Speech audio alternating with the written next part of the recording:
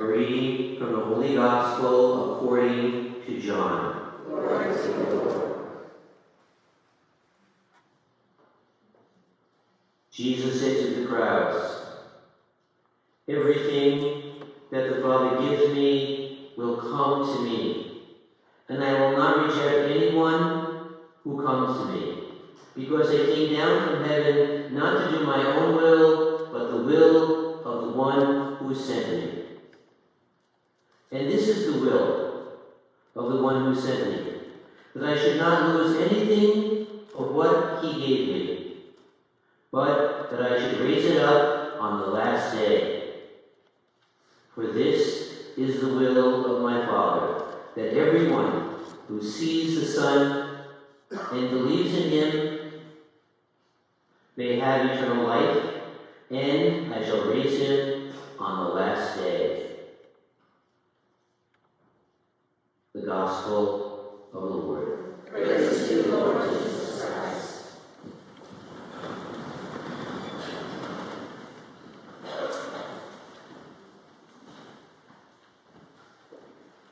Joining with our consolation ministry who are here, all here, and here at every funeral mass and are all here tonight who offer such awesome ministerial service to the parish family, as well as our music ministry under the direction of Vlad and Rita and Carol, our cantors, and Father Daniel. I welcome you all here tonight for this celebration. This celebration of family and faith, as I often say, in that order.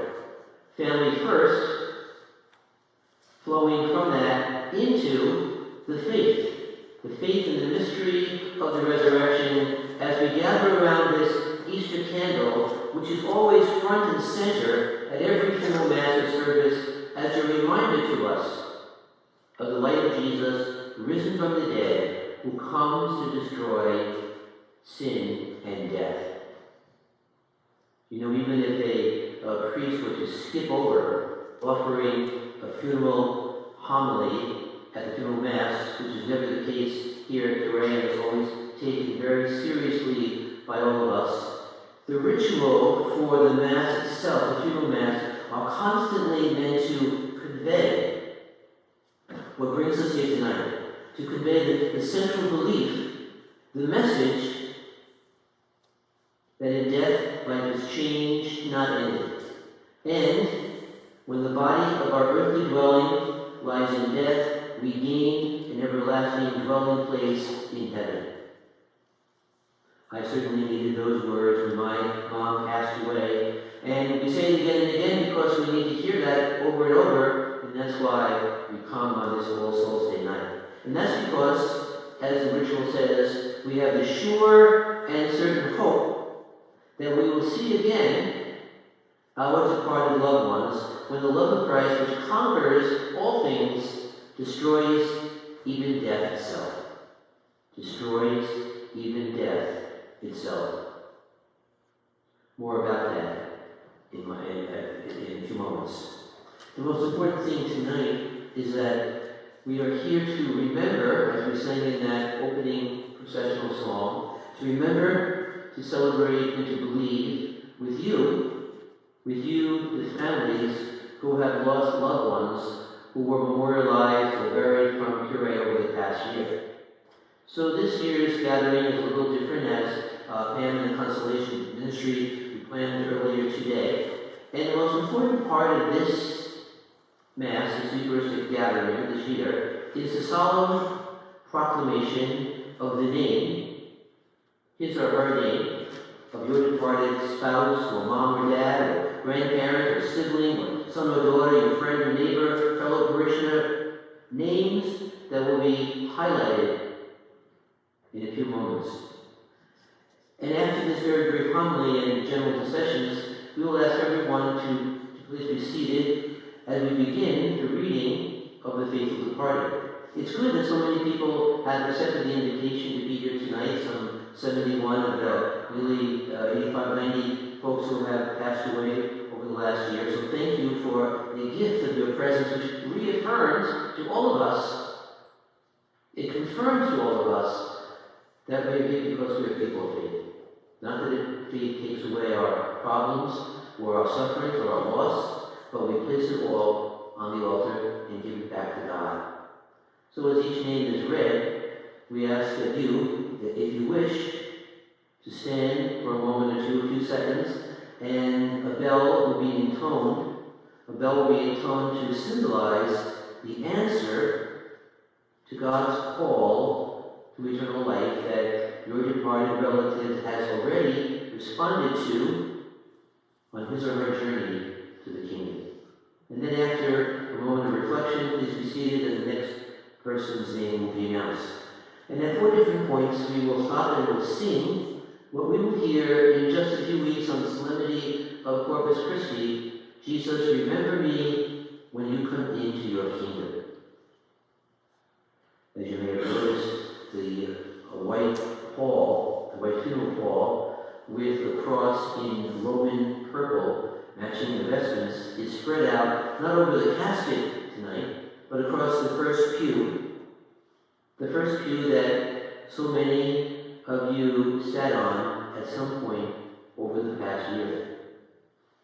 And the funeral pall tonight is meant to recall that hour time, that in the presence of the Easter candle, that time for the Mass, that hopefully brought you and your family some consolation and peace in your sadness and loss.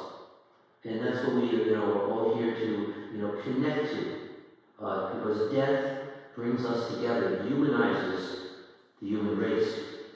And then after the Mass, I encourage you to stay around and come over to the Monsignor Leonard Paul Auditorium for some homemade delicious pastries and refreshments prepared by our Consolation Ministry. The one great point that I would like to draw your attention to at this Mass is just to connect to the most famous person in the world who died over the past year, Queen Elizabeth II. She was 97, second longest sovereign in human history.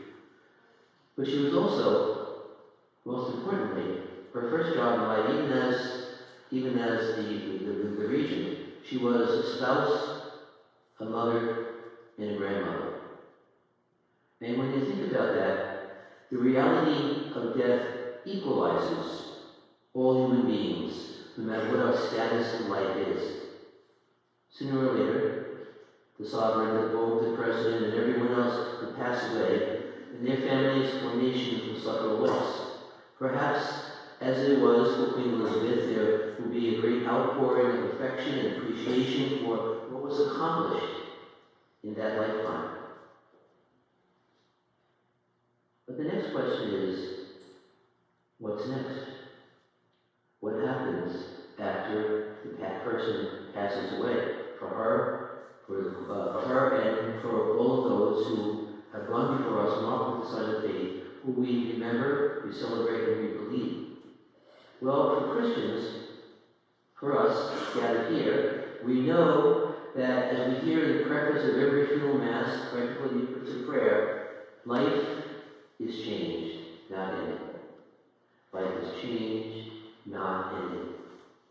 That says it all. That's what brings us here in hope. Doesn't take away the pain and the sorrow or the loss or the absence, but that says everything. And that's why we're here tonight. But it doesn't take away the loss and sorrow. But the point that I'd like to highlight tonight is the reason why we as Christians can come together to remember and to celebrate and to believe. The day after Queen Elizabeth died, her son, the new king, Charles III, gave a national speech. I was away on vacation for that week in Rome, so I didn't watch TV, but I had a chance to watch TV and to watch the services and to watch the next day his remarks. And the simple point of this homily is simply to draw attention to what every Christian, sovereign or otherwise, believes about life and death. Because Charles III said, quote, all I can say is thank you. Thank you to my mother, the Queen. And I know, he went on to say, I know that she will be greeted by a host of angels in heaven. And now, he went on to say, beautifully, my mama is finally reunited with my papa in heaven. My mama is finally reunited with my papa in heaven. And so when I heard that across the ocean, I said, wow, that really sums up what All Souls is about, what life and death is about. That affirmation of the King not only humanized the sovereign, it also affirms our central Christian faith, why we are here again tonight, the mystery of eternal life. In the gospel that we just heard, that I should lose nothing of what God gave me, but I should raise it up on the last day. And so as we raise up the names of all those who have gone before us in this Mass today, we are here to affirm that those who have gone before us are reunited with all those, and we eventually, that's the whole journey of life, is to get to heaven, whenever our time is, but that we may have eternal life, and that we shall know that he will raise us up, and that's what we celebrate, we believe, and we brings us together. So let us pray now as our general intercessions are